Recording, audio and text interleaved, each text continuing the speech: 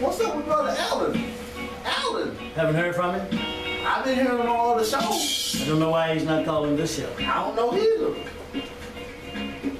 Well, Oh well. I don't. Well, thank you, Wallace Redd. Wallace Redd told me to call in. Yeah, that's Alden for you. yeah. He called We me. wouldn't want him involved in an intricate plan. He been calling on.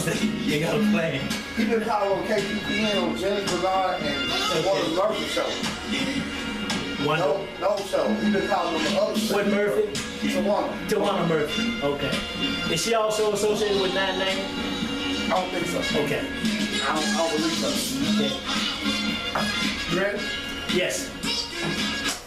And welcome once again to the Love Power Show. Another exciting, interesting, and thought-provoking show. Right here where we debate the issues. We take positions, define and defend those positions. We offer analysis, present solutions, provide leadership, and we provoke thought. Right here on the Love Power Show. Is Omar Baruti on the line? Call it. He haven't called. He's not on the line yet. Omar is not in the studio with us today. He will be on the line at some point, and that should be interesting. He has some interesting things to say and information. But today we're talking about gangs, Brother Talut. In fact, Brother Talut is in the studio with us. Jeffrey Steele, Lonnie Simmons, and Brother Omar Baruti is on the phone. Omar! Yes, sir. What part of the world are you in? What are you doing out there? We're up here in Green Hills, right outside the edge of Nashville, Tennessee. My wife has her own bakery, Liz Gourmet Bakery. Yes. And she's doing a demonstration. She bakes wholesome zucchini breads. And she's at the Whole Foods Market in Green Hills doing a demonstration. She's been here since 10 o'clock, and she's about to shut it down around 2:30, 3 o'clock. Yes. Yeah, we're glad to have you on the air. So, you and your wife have a real enterprise going on. Yes, sir. Insurance? She's been baking muffins for probably about 20 years. Yes. And now she has contracts with Whole Foods in Memphis, Jackson, Mississippi, Franklin, Tennessee, Nashville, Tennessee Whole Foods, soon with Germantown, and then also Kroger just signed a contract with her, so she'll be in 17 of the Kroger stores in Memphis. Yes. Yes. So should African Americans, yes, thank you. Should African Americans can African Americans look at you and your wife as a model in terms of doing business? They certainly can. Yes. I teach a business class in the prisons, both in Henry, Tennessee and Whiteville, Tennessee. Yes. So that inmates who can't find jobs when they get out Yes. find a way to develop a business and still make it on their own without having to go back into this criminal system that they cut themselves up into. Right, right. Well, we thank you for all that you're doing. Thank you for being on the air. So when I say real enterprise, you have housing, prison ministry, insurance, and baking. I like that. I think we all here at this table like it. And most African Americans, they should like it if they don't.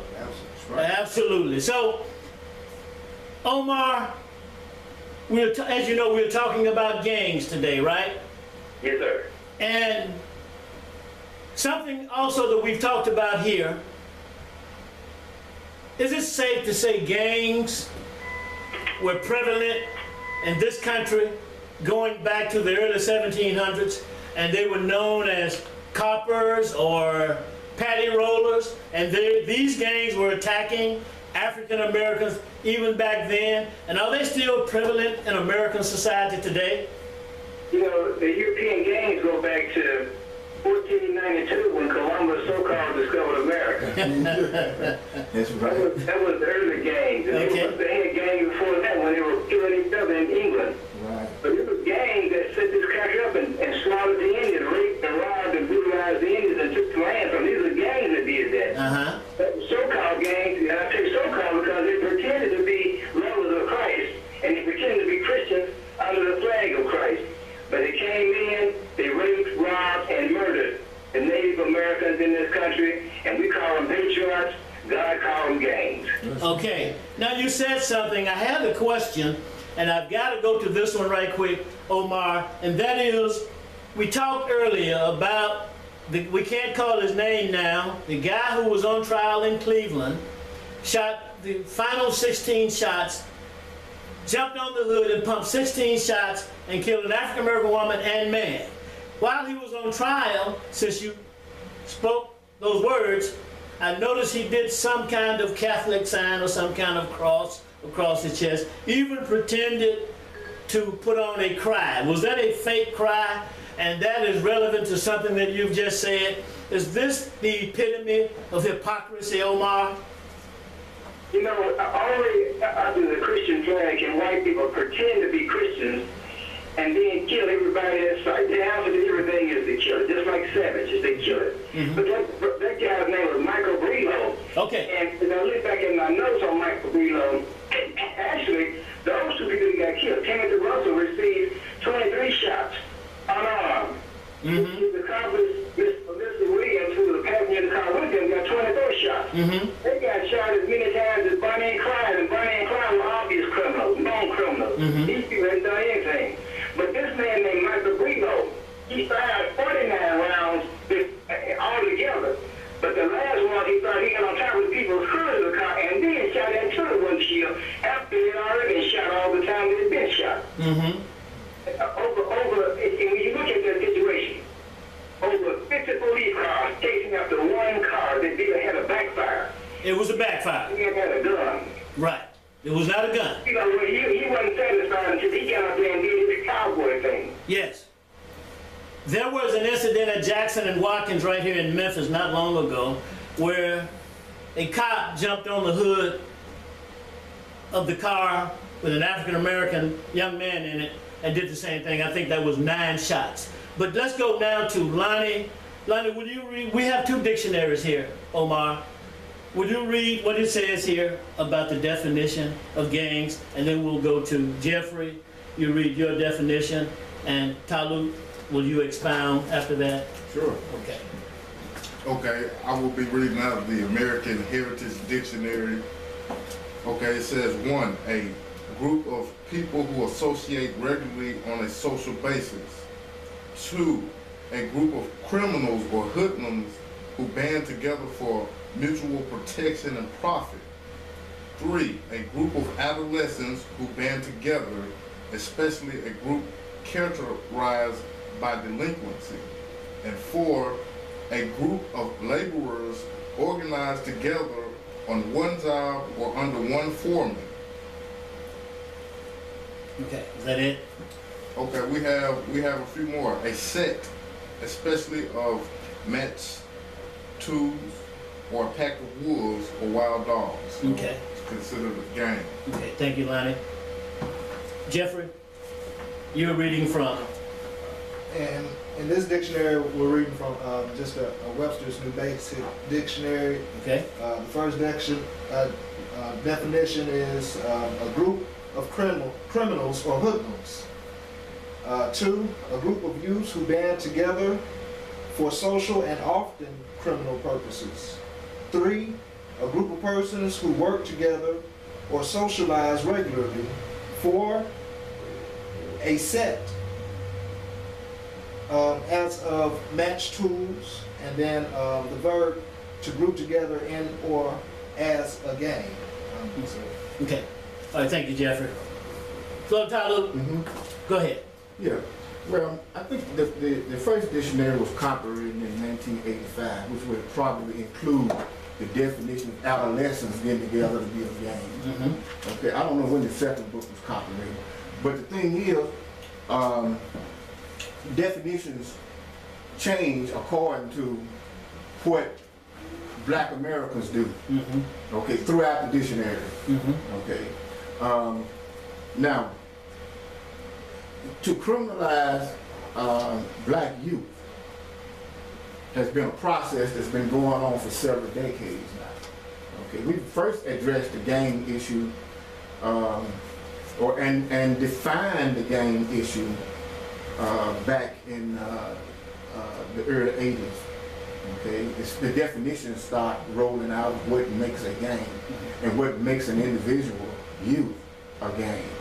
Okay, gang signs and all of those types of things, and then later on, certain tattoos and graffiti and all this stuff. Create an environment, create a climate of an enemy.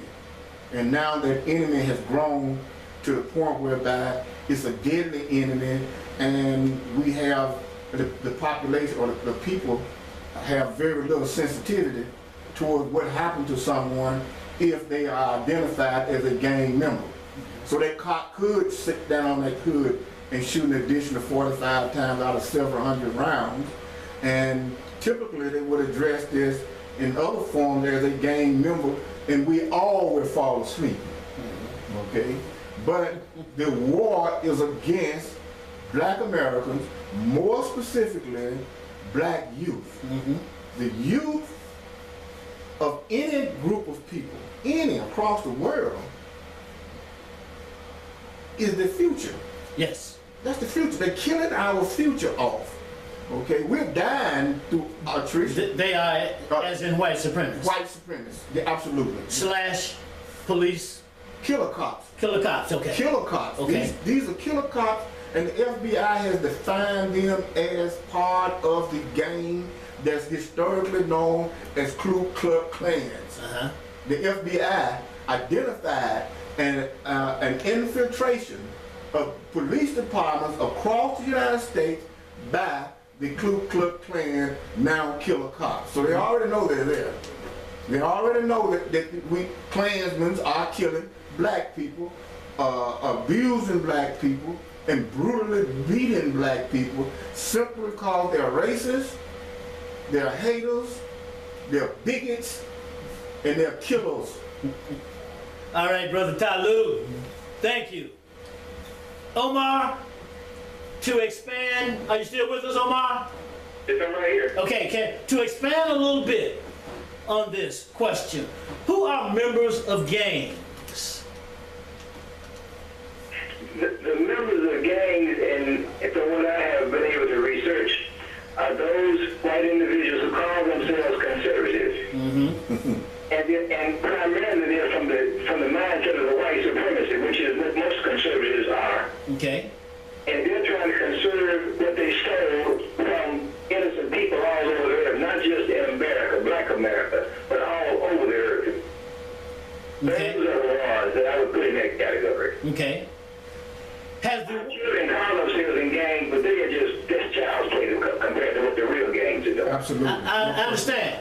It sounds like our children are just lacking the necessary guidance that they need. And now, Omar, you make me go to another question down on the list because of what you just said. What's the prosecutor's name in Baltimore? Miss Marilyn, what is her last name, Jeffrey?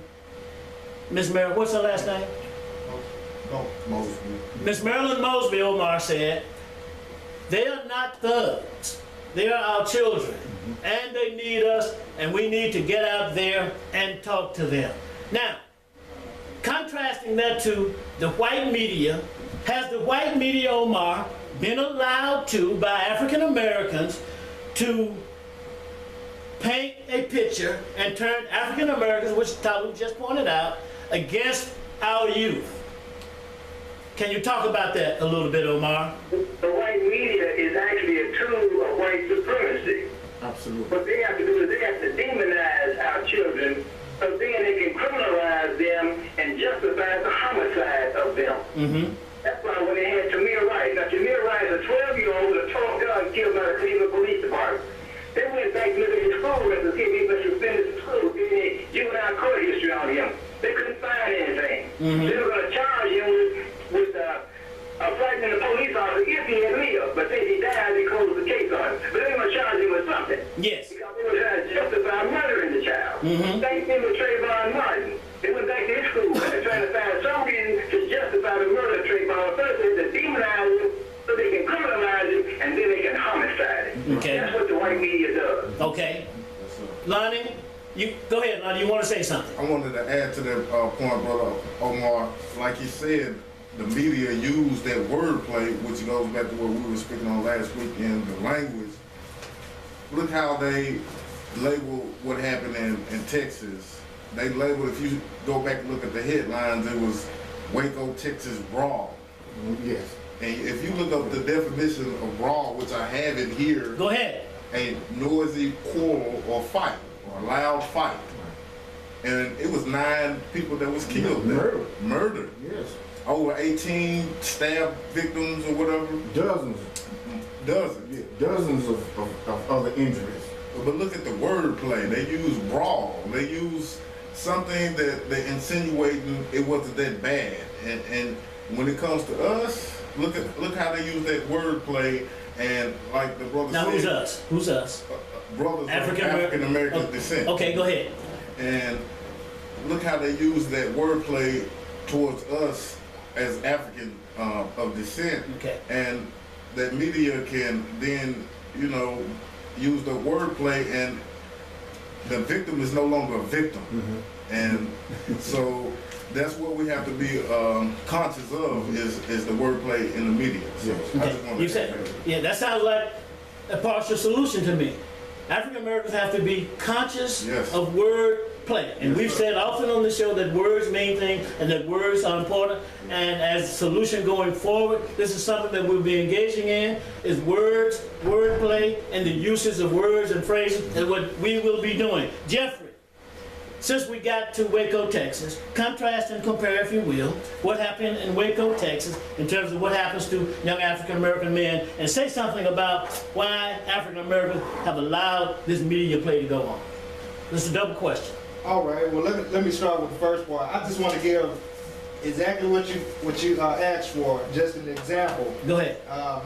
In this case, I got this particular article from a website on Fox News. In this case, they're talking about what they have titled organized crime charges filed against 170 motorcycle gang members after Texas shootout. Now, listen to the wordplay once again. They didn't use the word gang. They used the word organized crime. But those were the charges that were filed, but the word gang is not in that. But we know that this was an altercation between 2 motorcycle gangs, 2 or more motorcycle gangs. But further along in this article, what I found interesting halfway through it, they're just giving a general description. But here, I just want to pick up, it says,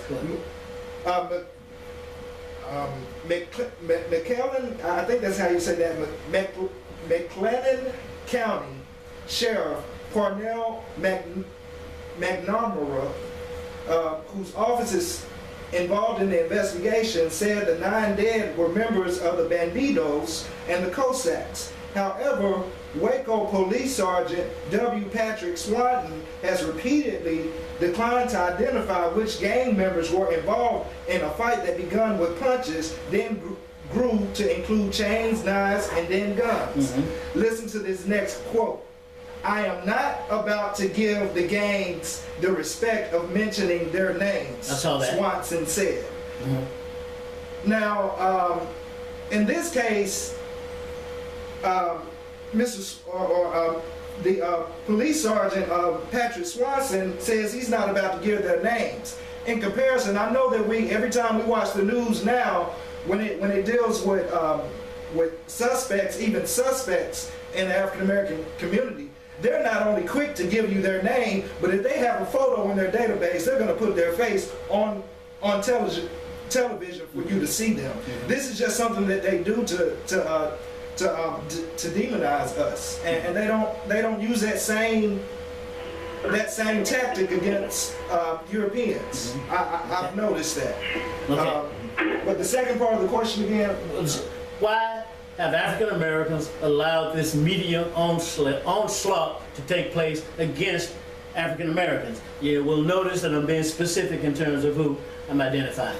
Okay, because we don't have many.